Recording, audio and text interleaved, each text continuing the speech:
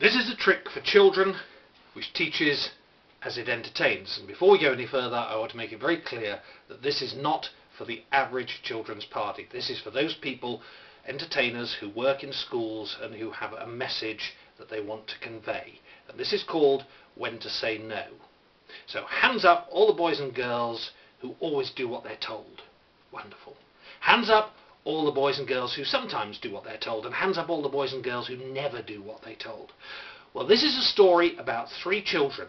There's Samir, who we're going to call Sammy, there's Charlotte, and there's Rachel. And it wasn't that they were particularly naughty, it's just that often they were told things and it went in one ear and out of the other. For instance, they were always told that you say no to strangers. But as I said, it went in one ear and out of the other. And one day, Sammy was out playing, and along came a young man who said, "Would you like to come to the park and play with a kite?"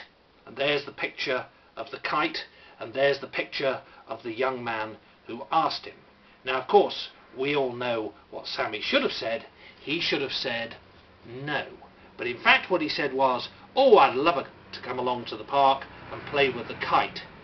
Now remember, he should have said no.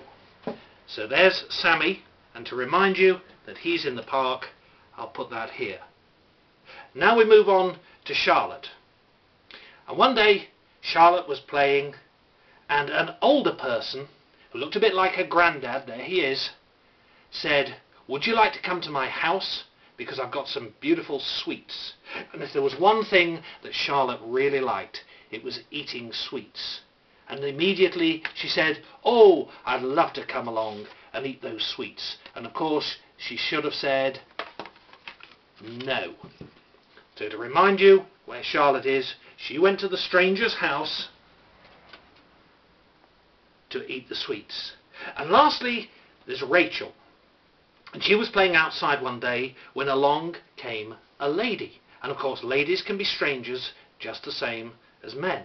And the lady said, "Would you like to come to my car and play with a doll?" Now if there was one thing that Rachel loved, it was playing with a doll. And so of course she said yes. She should have said no. And to remind you where she is, we'll put a third card here in the stranger's car. So there we are. We've got Sammy in the park with the stranger playing with the kite, and it began to get dark, and the stranger wouldn't let him go, and that's not very nice, is it, boys and girls? And then we had Charlotte, who went to the older person's house to eat some sweets. And you know what he did? He started to tickle her, and she didn't like being tickled. You wouldn't like it, would you, boys and girls? And lastly, there was Rachel. And Rachel was in a car with a strange lady, and she played with the doll, but then the lady put the locks on the car and wouldn't let Rachel go. And that's not very nice, is it, boys and girls? So I wonder if we can help them. Wouldn't it be nice if we could wave a magic wand and somehow make them all safe? Put them somewhere really safe. What about, instead of being in the park and in the house and in the car, what if they were somewhere really safe, like back in school? And if the magic's happened, there's Rachel, and there's Charlotte, and there's Sammy, all safe and sound back in school. And what about the things that they were offered, the goodies? Wouldn't it be better, instead of trying to encourage the children to take them, wouldn't it be better if those things were back in the shops? And again, if the magic's worked, we've got the doll, we've got the kite, and we've got the sweets all back in the shops. And what about those strangers?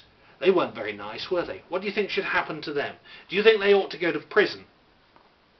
And again, if the magic's worked, there we have the older man, the younger man, and the lady all in prison.